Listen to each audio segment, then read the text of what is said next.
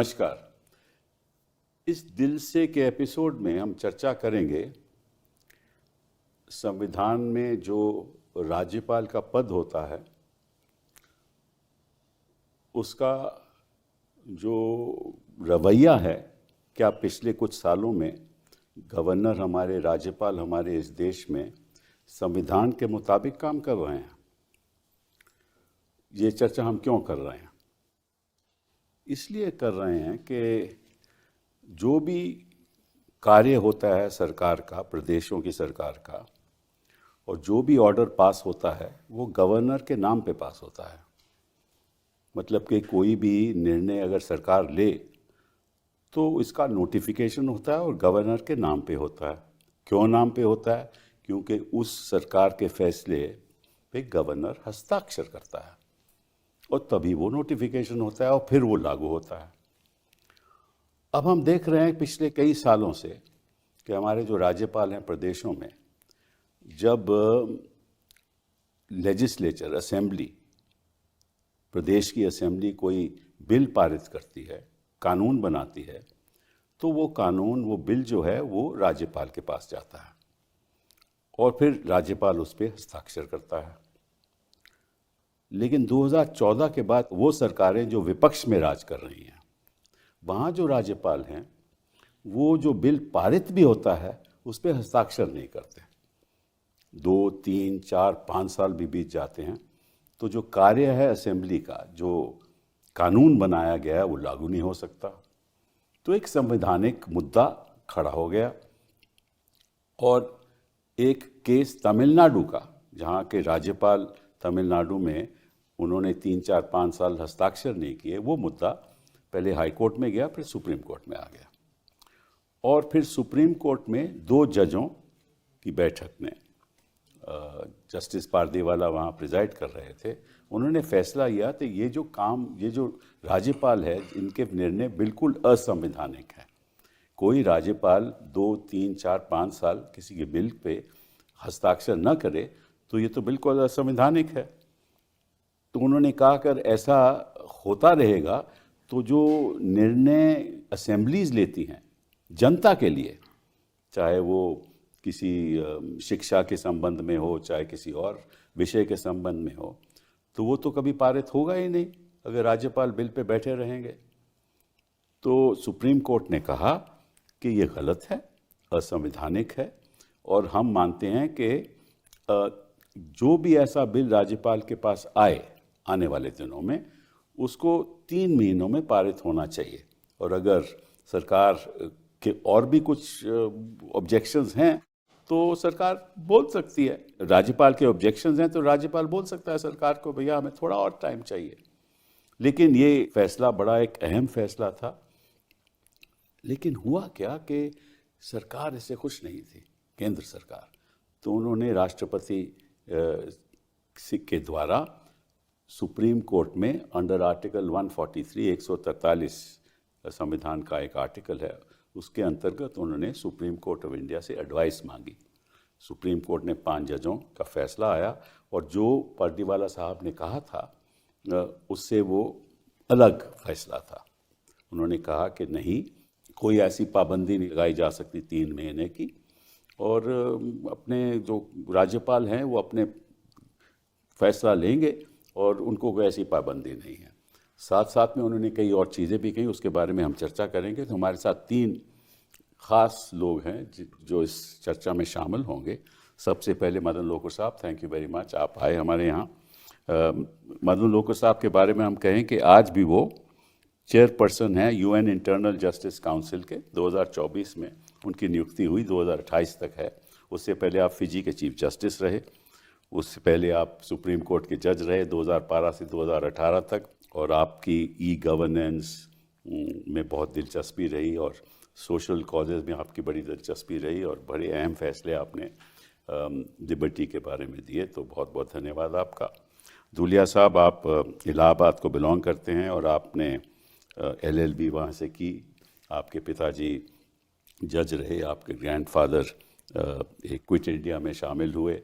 उन्होंने एक newspaper start किया करम भूमि कोतवार में, और आप 1986 में आपने अपनी प्रैक्टिस शुरू की, 14 साल प्रैक्टिस किया, 2008 में जज बने और उसके बाद आप भी गुवाहाटी में चीफ जस्टिस है और आप उसके बाद फिर सुप्रीम कोर्ट में आए 2022 में 22 में और 2025 तक वहाँ और आपके अपने हम दोनों के आगे हमने बहस भी की है और आप हमेशा जो हिंदुस्तान की डाइवर्सिटी है, जो गंगा जमनी तहजीब है, उसके पक्ष में रहे। आपने बड़े अहम फैसले किए। बहुत बहुत धन्यवाद आपका आने का। मुकुल जी के साथ तो मैं एक सुप्रीम कोर्ट में प्रैक्टिस करता हूँ और इनके पीछे तो लोग भागते हैं। हिंदुस्तान में से अगर 2-4 वकीलों का नाम लिया जाए तो इनका हमेशा नाम लिया जाता है और ये अटॉर्नी जनरल रह चुके हैं हिंदुस्तान के 2014 में, फिर 2022 में भी इनको ऑफ़र हुई, इन्होंने इनकार कर दिया। तो अगर इस देश में 2-4 वकील हैं तो मुकुल जी आप वहाँ पे उच्च स्तर पे हैं। तो बहुत बहुत धन्यवाद। लोकुर साहब, आपसे पूछना चाहता हूँ कि ये क्या ज़रूरत थी सुप्रीम कोर्ट को ये सब कहने की कि भाई टाइम लागू नहीं है, जितनी मर्जी देर हो राज्यपाल न बिल पारित करे। एक्चुअली कपिल, ये जो मुद्दा चल रहा है काफ़ी सालों से चल रहा है एक्चुअली। इस पे जस्टिस सरकारिया कमीशन ने चर्चा की थी, जस्टिस पुंछी कमीशन ने भी चर्चा की थी और जहाँ तक मुझे याद है जस्टिस वेंकट चलैया की कमेटी ने भी इस पे चर्चा की थी। पर ये जो चर्चा हुई थी वो 2 चीज़ों की थी।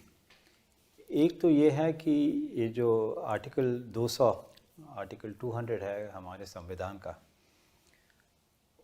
उसमें क्या गवर्नर जो बिल पास करती है विधानसभा में, उसके ऊपर गवर्नर कहे कि हम कुछ नहीं करना चाहते, हम बैठे रहेंगे 1 साल 2 साल 3 साल। दूसरा ये है कि वो राष्ट्रपति जी को बिल को रेफ़र करेंगे, कर सकते हैं। और सरकारिया कमीशन ने कहा है कि 1977 और 1985 के बीच 1130 ऐसे बिल थे जो राष्ट्रपति जी को रेफ़र हुए थे और उसमें टाइम लगा।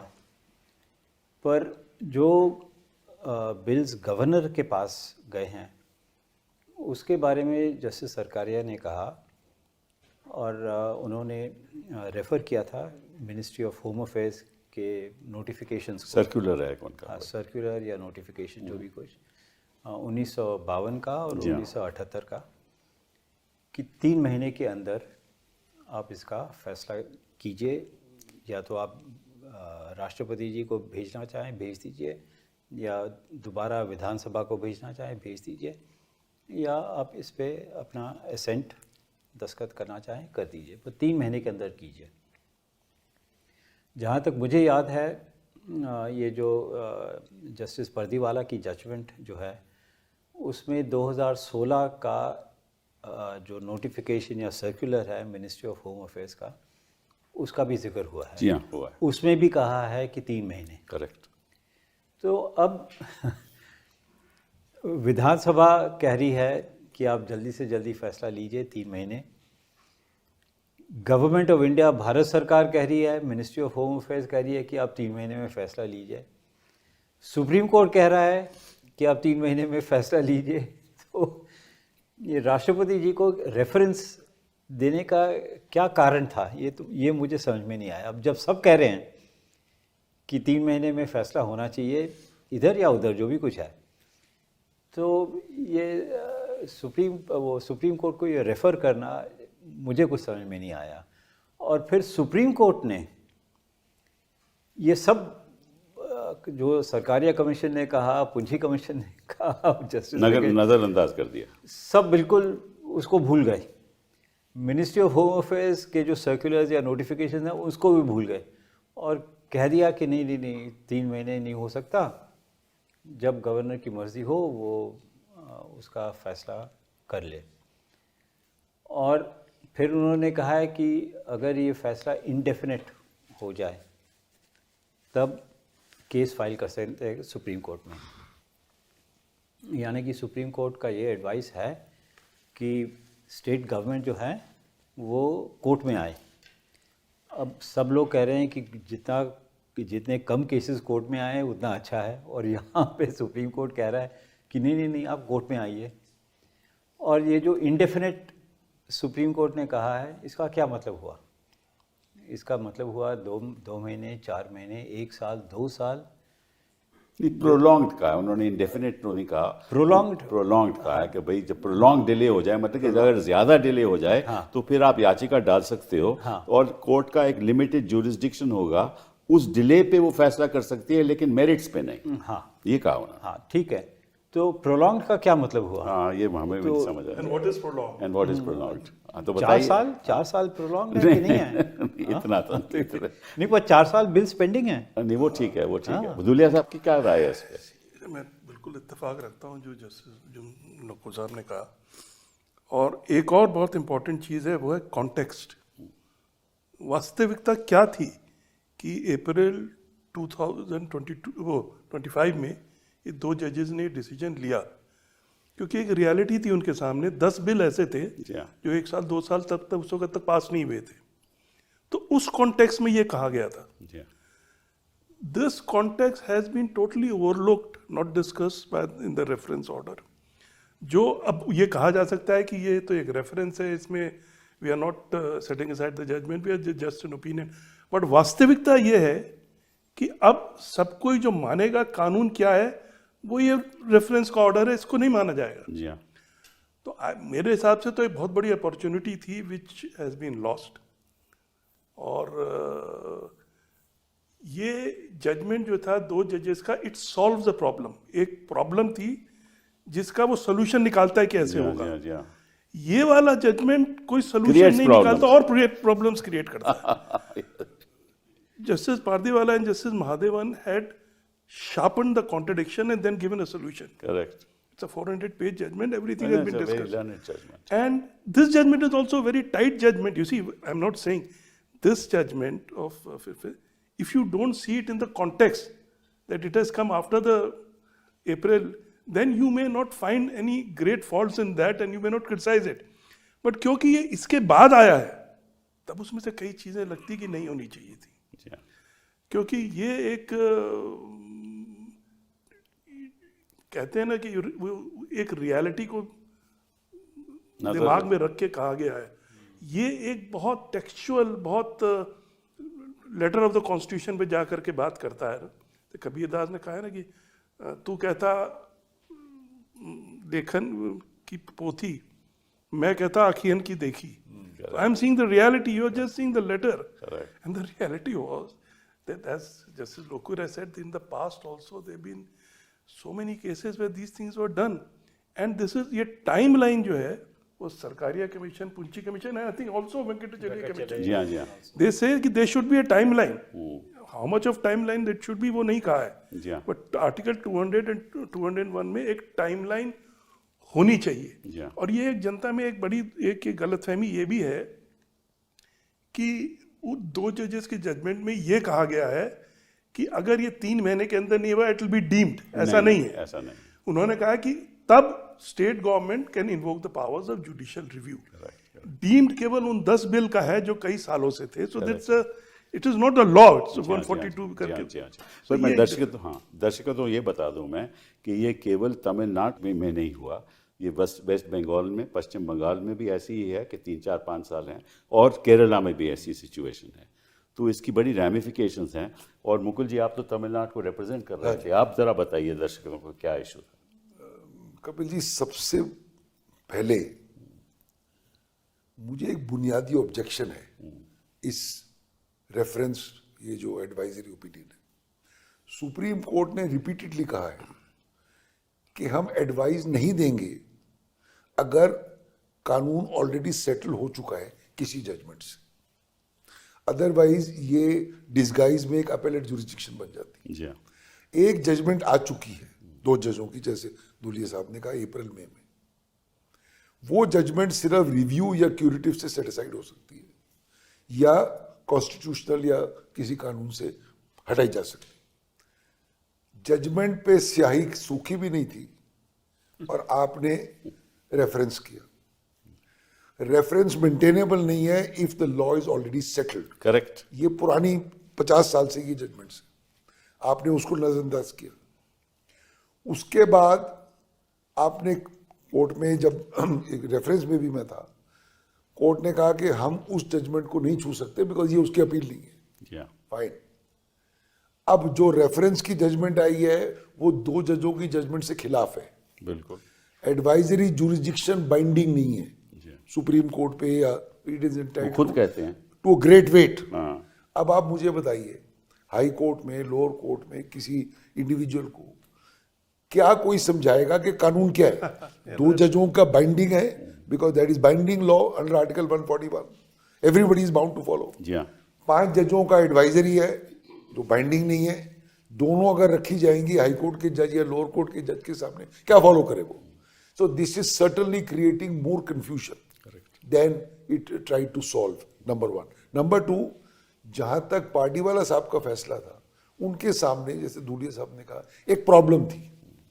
एक गवर्नर एक स्टेट का जो कह रहा है कि आप कुछ भी करो, मैं नहीं करूंगा साइन। वो ये नजरअंदाज कर रहा है कि जो बिल्स हैं जो असेंबली पास कर रही है वो जनता की आवाज है, सुप्रीम है। अगर वो बिल गलत है तो उसको सही करना या स्ट्राइक डाउन करना कोर्ट्स का फंक्शन है, गवर्नर का एडजुडिकेटरी फंक्शन नहीं है। ही शुड साइन एंड से अगर आपको तकलीफ है, जिसको जाए कोर्ट में जाए उसको स्ट्राइक डाउन करो। ये जो रेफरेंस टू प्रेसिडेंट वगैरह है, these are rare situations. He has to follow the will of the people. This is a breakdown of federalism. कि आपने स्टेट को एमेस्कुलेट कर दिया। अरे असेंबली होगी, एक अनइलेक्टेड गवर्नर है, वो कह रहा है मैं दरवाजा बंद है जी, आप जाइए यहाँ से, और अदालत कुछ नहीं कर सकती। अब मैं एक चीज और कहना चाहता हूँ, पार्टीवाला साहब found a solution, and as Justice Lokur said, there are past representations of commissions and central government के भाई 3-4 महीने में कर लीजिए, वो सब भूल गए। अब आप ये देखिए जो सिचुएशन ये 5 जजों के फैसले से अब क्रिएट हुई है। इन्होंने कहा, जैसे आपने कहा, prolonged. Now what do you mean by prolonged? I think 2 months is prolonged. Yes, sir. You say 6 months is prolonged. Right. You say 1 year is prolonged. Yes, sir. I say the will of the people cannot brook a delay of more than 10 days. So now every judge in the Supreme Court, हर खंडपीठ will decide on its own कि prolonged का मतलब क्या है। High court में, फिर high court में, फिर नीचे कोई बोलेगा 3 महीने, कोई बोलेगा 2 महीने, कोई बोलेगा 6 महीने। It will be complete chaos. And as Justice Lokur said, you are inviting more and more litigation by this, trying to kind of ride, you see, some kind of a tight line. Now, I want to raise one more question. A speaker's decision on disqualification under the 10th schedule is challengeable in the Supreme Court and High Court because he acts like a quasi-judicial authority, not exercising the function of a speaker. Supreme Court ने बार बार कहा है, governor है, बहुत ऊंचा ओहदा है, आप कुछ नहीं कर सकते, राइट? अगर गवर्नर ये फंक्शन है इसका कि he has to sign the bill और take a decision one way और the other, that is also a decision with application of mind. How can the Supreme Court से हम कुछ नहीं कर सकते? Just as you can strike down the action of the speaker and issue a mandamus, हमने कई case करे हैं where speakers are delaying disqualification petition. Sibal साहब ने दूसरी तरफ से डिले हो रही है, सुप्रीम कोर्ट कह रही जल्दी कर, 1 महीने में कर, 2 महीने में कर, 3 महीने कर। अगर उसको आप डायरेक्शन दे सकते हो, उसका ओहदा भी कॉन्स्टिट्यूशन में उतना ही ऊंचा है, तो सर्टनली टू से कि हम इसको कुछ नहीं कर सकते, ये भी गलत है। ठीक, बिल्कुल, आपने हमारे बड़े अच्छे तरीके से समझाया, बट दर्शकों को ये नहीं मालूम कि आर्टिकल 200 है क्या।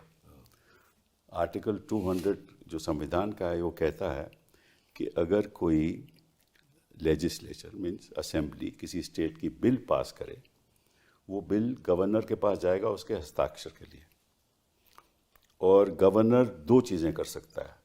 अगर कोई आपत्ति हो तो वो वापस लेजिस्लेचर को, असेंबली को एक मैसेज देगा कि इसमें ये खामियां हो सकती हैं, आप इस पे निर्णय लीजिए। एक रास्ता तो ये है।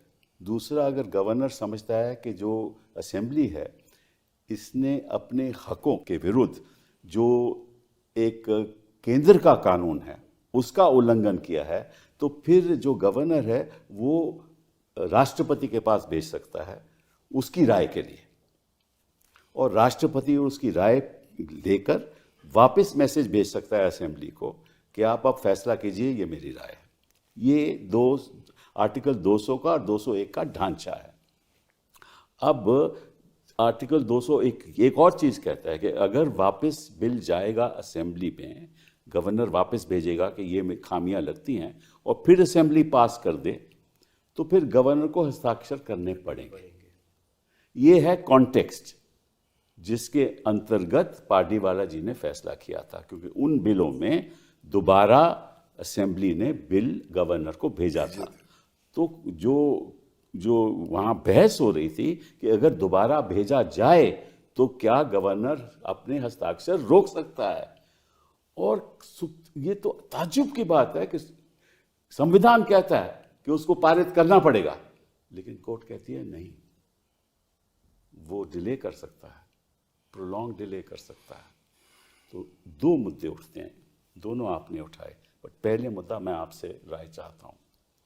ये एक विधायिका की विल है, उसका फैसला है, एक लेजिस्लेशन जनता के हित में होता है, और जो गवर्नर है वो तो एक एग्जीक्यूटिव अथॉरिटी है, उसी को तो लेजिस्लेटिव पावर है नहीं। तो अगर जनता की विल को रोका जाए, क्या वो संवैधानिक है?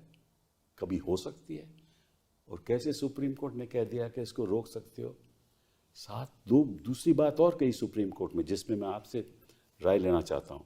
उन्होंने कहा कि अगर गवर्नर असेंबली को ये नहीं बताएगा कि क्यों मैंने रोका, उस बात पे जुडिशियल रिव्यू हो ही नहीं सकता, उस पर चर्चा कोर्ट में हो ही नहीं सकती। तो गवर्नर के रीजंस जो हैं जिसके अंतर्गत उन्हें वापस बिल भेजना था, नहीं भेजा, वो रीजन नहीं बताएगा। और जो कोर्ट केवल इतना ही कर सकती है, लिमिटेड जुडिशियल रिव्यू के आपने देरी क्यों की। मुझे तो समझ नहीं आया ये फैसला क्या है, आप बताइए। अब ये एक्चुअली आर्टिकल 200 में गवर्नर को डिक्लेयर करना है, ठीक है, उसमें declare the word declare is used. तो वो डिक्लेयर करे, गवर्नर डिक्लेयर करे कि मैं इस पे दस्तखत करता हूँ, और अगर मैं इस पे दस्तखत नहीं करूँगा और मैं दोबारा विधानसभा को ये बिल वापस दूंगा, तो उसको बताना पड़ेगा कि क्यों भेज रहे हैं। ये नहीं कि मेरी मर्जी है तो इसलिए मैं भेज रहा हूँ तो फिर विधानसभा उसके बारे में क्या करेंगे? तो सुप्रीम कोर्ट कहती है कोई जरूरत नहीं कहने की। अब ये तो फिर मतलब डिक्लेयर, तो मैंने आपसे इसके बारे में पूछा, तो इसलिए वो वर्ड डिक्लेयर भी सुप्रीम कोर्ट भूल गई है। नहीं, उन्होंने कहा डिक्लेयर का मतलब केवल दस्तखत करना, और नहीं, और कुछ नहीं। ऐसे कैसे हो सकता है? उन्होंने ऐसे कैसे हो सकता है कि लेकिन मतलब कि जो मतलब कि जनता की जो आवाज है, उसको एग्जीक्यूटिव नहीं सुनेगा, राज्यपाल नहीं सुनेगा उस आवाज को, उस पर रोक लगा देगा। धूलिया साहब, व्हाट डू यू से?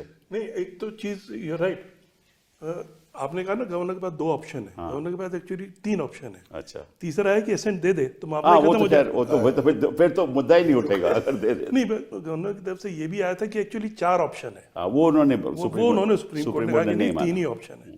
बट इसमें एक और चीज है, 3 ऑप्शन में से अगर ये ऑप्शन एक्सरसाइज करता है गवर्नर की कुछ कमेंट के साथ या अमेंडमेंट के साथ, लेजिस्लेटिव वापस भेजते हैं और वो वापस आ जाते हैं करेक्शन के बाद, तो कॉन्स्टिट्यूशन ये कहता है कि करना ही करना है। बट इस रेफरेंस में ये है कि then he can exercise the option either to give assent और send it to the president. Correct. ये बड़ा अटपटा सा, ये भी अटपटा है, ये तो है ही नहीं उसमें बिल्कुल नहीं है। तो कई जगह where the silences are not there, you are giving a voice to them. Correct. And where the two जज gives voice to those silences about deem. Correct. ये तो कोर्ट का एक रोड ब्लॉक है कि जनता की विल को हम आगे नहीं बढ़ने देंगे, क्योंकि गवर्नर को ऑप्शन है कि दोबारा भी अगर आए तो उसको ऑप्शन कंसेंट की नहीं है। व्हाट डू यू से मुकुल? जो धूलिया साहब कह रहे हैं, एक बार अगर बिल वापस भेजा, जी हाँ, और असेंबली ने उसको वापस भेजा, वो कहानी खत्म है, उसको दस्तखत करना है। उसके बाद उसको अख्तियार नहीं है राष्ट्रपति में भेजने का, बिल्कुल अख्तियार है पहले भेजने का। तो मैं एक और बुनियादी सवाल रेज करना चाहता हूँ। Normally governor is bound by the aid and advice of the cabinet. Correct. Correct. In exceptional cases where he has to give sanction, let's say for prosecution of the chief minister, he will take his own call. Correct. वो छोड़िए. Now पूरी cabinet ने, पूरी assembly ने, पूरी जनता ने एक bill भेजा एक आदमी को, जो कानून जाने शायद ना भी जाने. किस बेसिस पे, कौन सी सलाह लेके एक आदमी डिसाइड कर रहा है कि ये बिल संवैधानिक है या संविधान के? वो आपके पास आ जाएगा. नहीं, आप सुनिए, मैं ये कह रहा हूं, ये कौन सा ऐसा फंक्शन है, उसका कौन सा इंफ्रास्ट्रक्चर है कि ये पावर उसको 200 में दी जा रही है? मैं ये क्वेश्चन रेज कर रहा हूं. वो कैसे ये फैसला करेगा?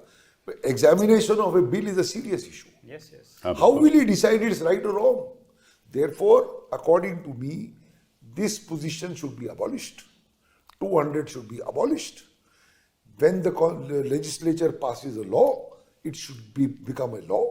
If it is wrong, parties will go to a court. Because the same problem will arise if it goes to the president. Now there, if it goes to the president is bound by the aid and advice of the cabinet, of the center. State bill भेज रही है under list 2, जो संविधान में लिस्टें हैं, वो list में centre की पावर और स्टेट की पावर एक्सक्लूसिव है, अलग अलग है. उस पावर में आप 2 से उसको 1 में भेज रहे हैं, जो सेंटर की पावर है, और किसी और तरीके से उस पर व्यू ली जा रही है. और हो सकता है, जैसे आपने कहा, दोनों सरकारें अलग अलग है. तो you are mixing, you are breaking federalism by reducing, by breaking this exclusive list. So there are many problems. Damaging the federal system. बिल्कुल. So best is to abolish it and leave it to the wisdom of the assembly. Right or wrong, courts are available. नहीं, but इसमें दिक्कत क्या थी? Supreme court could have said he must assent to the bill. You don't need a abolition. क्या problem क्या थी? You are right, but I was saying, what is the need? Yeah, but, why are we going into all this? let me also 50 say- साल हो गए इस बात को, 70 साल हो गए. बिल्कुल. You have to change with the times. I agree. Governors are not required. Do away with it. नहीं, वो तो मैंने Yeah, you see, I just want to Yes.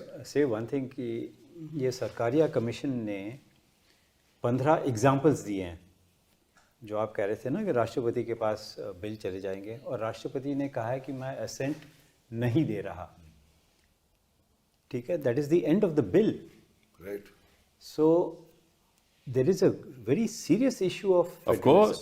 Very serious issue of federalism. No the president, राष्ट्रपति ये फैसला नहीं कर सकता कि बिल, देखिए, राष्ट्रपति कह सकता है कि मेरी सहमति नहीं है, तो स्टेट कोर्ट में जा सकती है कि आप मुझे बताइए क्यों मेरी सहमति है. पर there are examples given in Sarkaria commission कि राष्ट्रपति ने कहा है कि मैं इस पे दस्तखत नहीं करना चाहता. हाँ, बिल्कुल. वो बताए क्यों नहीं? वो नहीं बताया. हाँ, पर यही तो बात है ना. हम President कोर्ट्स immune है, हैं काहे के लिए? प्रेसिडेंट इम्यून है, हाँ, गवर्नर इम्यून है. नहीं, वो तो उन्होंने आज मान लिया. वो तो मान लिया वो कि तो मान लिया कि immunity वो से नहीं है. वो तो हमने बहस की थी, वो मान लिया वो नहीं है. लेकिन गवर्नर को रीजन बताने चाहिए, राष्ट्रपति को रीजन बताने चाहिए, और फिर फैसला कोर्ट करेगी कि वो रीजन सही है या गलत है. और दूसरी बात है, जब संविधान बनाया जा रहा था तब किसी ने कल्पना नहीं की थी कि ऐसा होगा. बिल्कुल. तब एक ही पार्टी थी, इधर भी वो भी, किसी ने सोचा नहीं था कि ये नौबत भी आएगी. जी हाँ. और अगर नौबत आएगी तो कोर्ट्स हैं उसके लिए. वो अप्रैल 2025 में हो गया उस पर फैसला. जी हाँ. उसको बता दिया कि ये सोल्यूशन है. बिल्कुल. इसीलिए सर टाइमलाइन नहीं थे. 1947 में अम्बेडकर ने कभी सोचा था कि ये सिचुएशन आएगी? नहीं तो शायद टाइमलाइन लगा देते. अम्बेडकर ने कभी ऐसा नहीं सोचा था कि ऐसी सरकारें आएंगी. और ये भी तो नहीं सोचा और था. हर चीज कॉन्स्टिट्यूशन में थोड़ी होती हो सकती है. ये कहा गया है कि ये कॉन्स्टिट्यूशन में नहीं है इसलिए हम नहीं करते. अब कॉन्स्टिट्यूशन में तो कई चीज नहीं है, कहीं नहीं. तो हम तब भी करते हैं. बट जस्टिस हमेशा किया sir, right to life. Constitution कहती है right to life. Absolutely. Supreme Court ने कहा right to life is dignified life. One जज said right to sleep is a fundamental right. I mean right wrong. So You can see in court also. You just read Article 21 and then see the breadth of it after the interpretation. अब तो वो expense हो सकती है, तो यहाँ भी timeline हो सकती है. क्या बात है? ऐसी क्या आफत की बात है timeline? you see, Dr. Ambedkar had said that the constitution is good, but it depends upon the leaders. People, Yes. और ये जस्टिस परदीवाला ने अपनी जजमेंट कहा है, में उसमें कहा कहा है. है, उसमें कहा है. बट ये बताइए Mukul, you are also, you been an attorney general, ये जो काम हो रहे हैं ये केवल उन्हीं सरकारों में, उन्हीं प्रदेशों में हो रहे हैं जहां विपक्ष की सरकार हो. ये फैक्ट है. नजर तो यही आ रहा है ना। और पार्टीवाला साहब ने ये बात कही है, अपनी जजमेंट में कही है यस कि इसके एक राजनीतिक दृष्टिकोण से हो रहा है, और इसको इसीलिए मैं इसको खत्म करना चाहता हूँ। ये पार्टीवाला साहब ने कहा है, उसको भी नज़रअंदाज किया जाए। जजेस को नहीं मालूम कि ये जो बिल रोके जा रहे हैं उन्हीं प्रदेशों में रोके जा रहे हैं जहाँ विपक्ष की सरकार हो। जहाँ इनकी अपनी सरकार है वहाँ तो कोई विरोध नहीं करता, वहाँ तो कोई याचिका नहीं डालता। तो ये तो इसका मतलब कि ये संविधान को इस तरह से इस्तेमाल कर रहे हैं कि अपना राजनीतिक दृष्टिकोण के आधार पर आज़ाद कर रहे हैं, और ये तो मैं समझता हूँ कि सबसे ज़्यादा निंदा की बात है।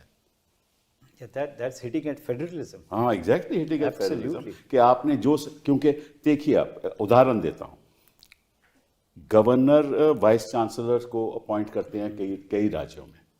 बिल आए कि भाई ये जो नियुक्ति होनी चाहिए ये राज्य सरकार को करनी, प्रदेश की सरकार को करना चाहिए, गवर्नर को नहीं।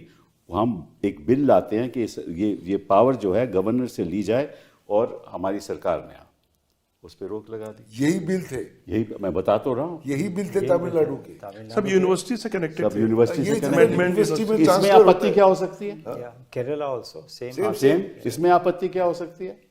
को कहीं फैमिन आ जाए, आप वहाँ कुछ कानून बनाते हो लोगों की राहत के लिए, तो वो मतलब कि राज्यपाल कहेगा मैं हस्ताक्षर नहीं करूँगा। हजारों चीज़ें ऐसे हो सकती हैं। तो जो एग्जीक्यूटिव है वो कानून बनाने, जिसको संविधान ने कहा कि तुम कानून बना सकते हो, उस पर कैसे रोक लगा सकती है? और तीसरी बात मुकुल जी आपसे मैं पूछना चाहता हूं, अगर प्रेसिडेंट कहते हैं, राष्ट्रपति जी कहते हैं या गवर्नर कहते हैं कि हम इस बिल के खिलाफ हैं, इसको पारित नहीं होने देंगे, इसका मतलब हो गया that they are becoming judges in their own cause। मतलब पे खुद ही आपने विरोध किया, आप तो एग्जीक्यूटिव हो, और खुद ही आपने फैसला कर दिया कि हम इसको पारित नहीं होने देंगे। ये हक तो देश का हक तो अदालतों का है, बिल्कुल ये राज्यपाल का तो नहीं है ना। नहीं, बिल को एग्जामिन करना है, स्ट्राइक डाउन करना है, judicial function, judicial function judiciary करेगी। Exactly. Effectively, this is killing the will of the people. No, but this judgment says, if I reference में, कि powers of the governor and the president are 200 and 201 respectively are non-justiciable. That's right. That's what I'm saying. नहीं तो therefore अगर वो sign, you're right. वही तो they have become a judge of their own cause, यही तो मैंने मुद्दा उठाया। Effectively, it's the death of the wish of the people. Yeah, and it's also the governor becoming a governor general, Yeah. Yes, absolutely. which we exactly. had a long time back. And in that it has been very well analyzed. You see, the Government of India Act में क्या था, discretion हटाया गया। वो सब भूल See, I used to admire- 1919 Act, 1935 Act, उससे पहले कुछ है। पूरी history, he went through the entire history, फिर फैसला हुआ। तो ये तो सर मेरी राय में ये रेफरेंस रिटर्न कर देना चाहिए था। बिल्कुल ये भी प्रेसिडेंट्स है सुप्रीम कोर्ट के कि we are not bound to answer One precedent he cites. It is there, it is there. Is it 15 or 16? There's one. It is there कि भाई जरूरत क्या है, एक फैसला आ चुका है, बिल्कुल। किसी और केस में ये मुद्दा राइज होगा तो नॉर्मल सिस्टम है उसको ओवर रूल करने का तब होगा तो जब केंद्र होगा। सरकार के जो सोलिसिटर साहब थे उन्होंने कहा है कि ये 2G के फैसले में कोर्ट ने क्या किया कि 2G के मुद्दे में उन्होंने कहा कि ये केवल ऑक्शन हो सकता है, स्पेक्ट्रम आपको याद होगा, ऑक्शन हो सकता है, लेकिन उसके बाद उसका रिव्यू हुआ क्योंकि सरकार गई थ्रू अ रेफरेंस कि भैया आपने तो कह दिया ऑक्शन हो सकता है, कई चीज़ें हम ऑक्शन नहीं करना चाहते, तो ये तो हार्ड एंड फास्ट रूल नहीं है ना, तो आप इस हाँ, तो उन्होंने कहा ठीक बात है, तो उन्होंने कहा क्योंकि एक जजमेंट भी आई और फिर रेफरेंस भी हुआ, इसलिए यहाँ भी जजमेंट आई है, यहाँ भी रेफरेंस हो सकता है, ये हो सकता है। हाँ, मैं आपको बता रहा हूँ कि उनका सी फॉर एग्जांपल एलपीजी है, अगर आप एलपीजी को ऑक्शन करोगे तो किसी गरीब को मिलेगी नहीं, सारे अमीर ले जाएंगे, इसलिए कई चीजें ऑक्शन में नहीं जा सकती। बिल्कुल, but this is the rationale that they adopted. That can't be a rationale. But that's- Otherwise the law is once you have decided you can't do a reference. That's correct. Because you are creating two centers of power, Correct. two situations, one advisory, one binding. आखिरी सवाल वो ये है कि अगर आप सारे reference 1950 के बाद के देखो तो कोई ऐसा रेफरेंस आज तक नहीं हुआ। जो भी रेफरेंस हुए कि ये कानून है, इसमें ये प्रॉब्लम्स हैं, ये इश्यूज हैं, इस पे हम आपकी राय चाहते हैं सुप्रीम कोर्ट की अंडर आर्टिकल 143। हर एक मतलब कि जो राय चाहते थे वो कभी जजमेंट के बाद नहीं हुए, accept in the 2G case. तो ये उदाहरण हमने कोर्ट में दिए कि कभी ऐसा हुआ ही नहीं, तो आपको जरूरत क्या है? एक बार जजमेंट आ गई, उसका रिव्यू कर लीजिए। जैसे आपने कहा कि किसी और तरीके से उसको बोलिए कि गलत जजमेंट है, क्यूरेटिव डाल दीजिए। बट ये क्या हुआ कि आप एक जजमेंट आ गई, उसको इन अ वे, जैसे आपने कहा अपील पे आप आ गए, अपील को रद्द कर रहे हैं। In another way, the reference is without context of concrete facts. Correct. There are no facts in the reference. Facts तो हो चुके हैं पार्टी वाला साहब की जजमेंट के बाद, उसके बाद तो कोई फैक्ट ही नहीं है। और जब हम फैक्ट कोई में जाना फैक्ट चाहते आए, थे, कोई झगड़ा है, मुकुल, जब हम फैक्ट में जाना चाहते थे तो उन्होंने उन्होंने कहा कहा कि हम नहीं जाएंगे। हम नहीं जाएंगे। ये भी एक मुद्दा रेज ये हुआ। भी एक बंद मुद्दा हुआ। ये हुआ ड्यूरिंग द कोर्स ऑफ हाँ। Yes, of course. हमने बताया कि हम ये फैक्ट्स हैं। So they said we won't want facts. So in essence, it is an advisory jurisdiction, Without- which is the review jurisdiction of party wala judge. Exactly. In effect, it Yes, is. yes, yes. No Call doubt it what about you like. Which is wrong. Which is not. Effectively तो यही होता है। हाँ। और पहले साहब आप अपने एक्शन को किसी भी तरह की मजबूत फिलॉसफी से ढक लें, हाँ। और रियलिटी तो यही है कि यही आप कहते हैं कि और सर कोर्ट में बोला, जब हम लोगों ने शुरू में कहा कि भाई we have an objection to the reference because of this that and the other, this what you are wanting to do against the 2 जज बेंच। नहीं, we are not touching the 2 जज bench, we can't look at the 2 जज। But they did. Right. इसका मतलब क्या? वो वाला judgement 2 जज का कह रहा है ये रोड है, ऐसे सीधे जाके राइट टर्न होती है, अब ये कहता है वो सीधे जाके लेफ्ट टर्न। बिल्कुल। तो अब वो कह रहा है कि हमने तो हमारी ओपिनियन है ये, हाँ, correct.